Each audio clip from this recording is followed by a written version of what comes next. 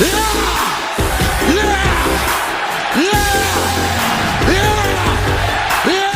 party peeps, what is up? It's your boy, the best Gabber in the biz. The second ever Raw here on Netflix is officially in the books, and a lot of stuff went down. A debut that filled us with zero fear, the first ever Women's Intercontinental Champion crown, a potential preview of a WrestleMania matchup that could be very, very personal, and a rivalry that needed to end months ago finally has ended. Thank you, wrestling gods. Guys, let's just stop talking about it and let's get into gabbing about it. First things first, let's talk about Damian Priest versus Finn Balor. Very, very good street fight. That broken arrow from the friggin' rafters through the two tables. That was a super sick spot. And, Priest really kicking Finn's ass while he was literally on the stretcher in a neck brace. Like, it was actually some crazy shit. Perfect roll through into the ring, too.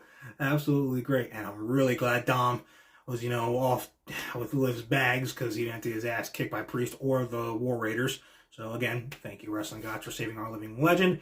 At the end of the day, I saw a lot of people being like, Finn's got to win this match, right? Right? He did not. Damian Priest wins. But at the end of the day, I think we can all just be like, we're happy because the feud is finally over. They can move on. There were reports saying that Finn was going to be in for a major push this year, like singles-wise. So it's fine. Like I said, if Cena ends up winning a world championship and they're on the same brand, Finn Balor is a very good option to actually beat him for that world championship that I and a lot of us would really have no problem with. But it is very good that this feud is over. Like, really great last 2 weeks. I mean, this week's in-ring action was better than last week's, but just god dang it. Last week we ended Liv versus Rhea, and this week we ended Damian Priest versus Finn Balor. Like, it's just good stuff. It's good stuff when storylines we don't need to see anymore finally end. People want to see with the Death Rider storyline. It's alright. Wednesday we're going to hurt people. But either way, Finn, it's fine. Go off. Do whatever. Go after Priest. You're done. And Priest, good job. 2-0 over your former brother. You are not his keeper anymore. But one day you will be El Campeón once again. And I cannot wait for that. So I'm just going to give this a good old money shot. And we're done. You guys, tonight we crowned the first ever Women's Intercontinental Champion, and it was Lyra Valkyria. I had said the entire tournament build, since seeing her in it, Dakota Kai should have been the one to get it, and I figured that Lyra Valkyria was going to be opposite her in the finals, and that is what happened. One, I am not mad Lyra Valkyria won. I'm disappointed because I really, really think if I had the pen, I would have given it to Dakota Kai because of her journey to get to this point has been so rough, because I've literally seen her since like 2018, like in NXT, like not one but two ACL injuries. I was there when she turned on Tegan Knox and like a huge great swerve of a heel turn at NXT TakeOver War Games in 2019. Saw her with Raquel, all this and that, like throughout Damage Control. I've seen so much, so I really feel like she would have been better for the moment and like for just the reign here. But at the end of the day, and this is my second and bigger point, I have no doubt they are going to belt her up with a singles championship, not the Women's Speed Championship. Let me make that clear, Papa H. But I have no doubt that she will be belted up with a singles title before this year is over. And for that reason, I am able to be like, congratulations, Lyra Valkyria, first ever Women's Intercontinental Champion. Albeit to you, have a great reign. I'm not gonna lie though, there was a second I was like, yo, Dakota, punch her in the face so you can take the title belt off her in like 2 months. But at the end of the day, Dakota, you will win a championship before this year is over. And that, at the end of the day, is the bigger picture. So it is fine. Lyra can have her moment. Dakota, just wait. It won't be too much longer. You will be champion before we close out 2025. Again, though, not the Speed Championship. I'm serious, Papa H. I will find you. Oh, no, the fuck you didn't. Oh, I know. Guys, tonight we got not one, not two, but 3 declarations for the Royal Rumble match for 2025, and it is ever loaded. Let me just break down the field for you right here. We got Cena, Roman, Punk, Seth, McIntyre, LA Knight, yeah, and main event Jey Uso, Yeet, who after, I'm sure he'll fail against the one, the only ring General Gunther at Saturday night's main event for the World Championship, will be like, it's okay, I lost, I'm gonna go win the Rumble so I can get another shot. Yeet. But, dude, that thing is stacked, and we still gotta add names like, Sami Zayn. I'm sure Randy Orton will be in it as well. Kevin Owens will probably be in it too. Like, this thing is going to be stacked. Maybe even more than ever before, if you really, really think about it. It's going to be awesome. Who's going to eliminate CM Punk? Is it going to be Seth? Is it going to be Roman? I have no doubt, except for one thing. Cena's winning that whole thing. So, sorry, Punker. It doesn't matter if you can see him or not. I can see the future. Cena is winning this Rumble, going on to winning number 17, having a boss-ass final reign where the last time is now, and we say the champ is here.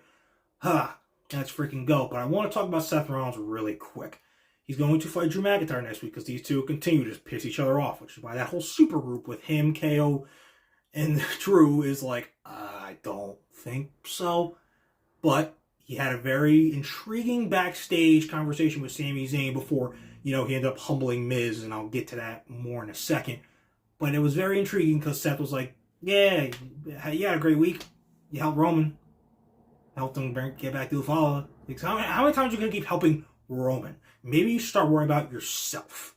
So it's kind of one of two things. One, is he just trying to hype Sami up for his eventual world title reign this year, which will be awesome as hell. I will shed tears, damn it. Or could this be a building block for Sami for that? Could we see Sami versus Seth at WrestleMania? Could Sami beating Seth cause that heel turn for Seth to be just like, I'm losing my shit? Or could it just be a respectful bout that, just props Sami up and goes on for him to win a world championship? Very well, possibly. Now, as for Miz, real quick, you fucked around and found out. Congratulations, you won 2 world championships. We want to talk about the one where you were champ for 8 days and got your ass kicked by Bobby Lashley, or do we want to talk about the one where you were the third important character in the whole Rock and John Cena saga, which even Punk called that shit out on because he said he was a better heel that year, and honestly, you can't really even 1,000% debate it. So shut the fuck up, get in your lane. I'm tired of the bullshit. Stop disrespecting Sami. That's why you got freaking beat by the Blue Thunder Bomb. Only 2 to get beat by that is freaking AJ Styles, as great as he is. And you're not even on his level. Fuck, I'm just so tired of people disrespecting Sami Zayn. He's going to be world champion this year. Whether he fights Seth Rollins at Mania, whether he's fighting for the world championship and winning it there, he's going to win the world title this year regardless. The disrespect from damn people like that, and that small amount of people on the internet who we always gang up on because they're dumb as hell. Sami Zayn, world champion. I'm done. We're moving on. Guys, tonight it was the debut, as Michael Cole pretty much put it, the worst kept secret in terms of debuts for this year, and it's only January 13th. It was Penta. Just Penta, which I'm like, yeah, they don't really add like at the end.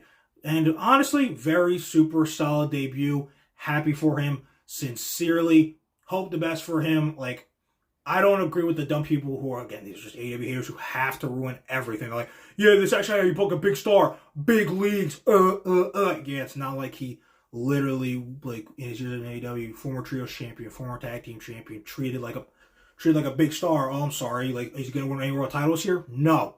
Could he win a mid-card title in, like, the 6 months or so? That, like, because Ray Phoenix is going to end up being is going to be leaving AEW before this year's over. He's not going to miss this entire freaking year. He's going to be here, and once they're here, they're going to be a tag team, and they'll probably win a couple tag team titles before they end up retiring, or at least Penta, because Phoenix will probably still go for a little while longer. He is the younger brother and more athletic, like if you've ever seen him.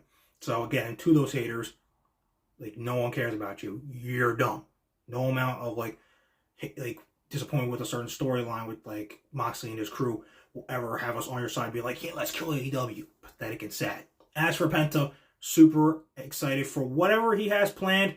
Could he end up just fighting Rey Mysterio at WrestleMania? Possibly. Could they end up having pivoted, and maybe will they actually have Sheamus win the Intercontinental Championship at Saturday night's main event? That'd be awesome as hell. And could they have Sheamus versus Penta for the Intercontinental Championship at WrestleMania where Penta wins? Sure. Who knows? Either way, it was a cool debut. Gable's going to probably go off to SmackDown now, hopefully become U.S. champion before the end of the year. Give him something, especially. At the end of the day, Penta came in here. CERO Miedo. Very good by this crowd in San Jose by, getting that probably over already on just his first night. Beneficial for a hometown crowd. Honestly, you played your part well. But, hey, Penta, enjoy your time in WWE. Really looking forward to it. All your friends in AEW are looking forward to it as well. Swerve tweeted out Hermano. Like, bro, We got it. Have a blast. And again, just screw it. Screw the haters. For real. Okay, guys, that is Raw. We are done ski. Put it in the rearview mirror. We are done. Honestly, like I said before, this was a better in-ring week than last week's Raw. Like, honest to God, I mean, it kind of makes sense. Last week was all about the pomp, the circumstance. You're like, oh, Raw on Netflix. Now it's just back to normal. Hell, they didn't even go the full 3 hours. Which, this is before, they're going to go as long as for Raw on Netflix as they really feel like it's needed. If it's 2.5 hours, good. If it's 3, fine. If it's like 3 hours or 15, boom, fine. No problem. As for what is next, it's been a wild couple days for AEW, but don't get lost in the plot. Every long, hard, diehard fan will tell you, because haters who want this place to die will get on a crazy point and be like, yeah, let's play some die. It's like, no, okay, we're not going that far. Moxley is not bad. The people involved in this are not bad wrestlers or anything like that. Storylines are just not clicking, and I'll say this right now. If Kenny or Ospreay is fighting for the world title at Revolution, that's their sign they pivoted. I'll just say that right here, right now. But still, Maximum Carnage is this Wednesday. It's main evented by Hobbs, Big Black, and Jack, ready to make Moxley his bitch, going after Mox for the World Championship. MVP going to stand in with his Hurt Syndicate Business Brothers to face Mark Briscoe and the Tag Team Champions Private Party. We won't be pouring shots, but we also going to hurt people. And we got the first women's casino gauntlet, and Ricochet is gonna, make an appearance to, tell Swerve, it's my house now, bitch. It's gonna be awesome. And then we got SmackDown this Friday as the build for the Rumble continues. Road to WrestleMania, Grand Slam Australia, and then Revolution after that. Guys, you're not gonna want to miss any of these shows going down. You're certainly not gonna want to miss what your boy, the best gabber in the biz, has to say afterwards. So keep on liking, keep on subscribing, and most importantly, keep on remembering and have no fear that when it comes to talking wrestling, who better to gab with than Gabe right here. Okay, you guys, hope you enjoyed Raw tonight. Hope you enjoyed Penta's debut and everything else that went on.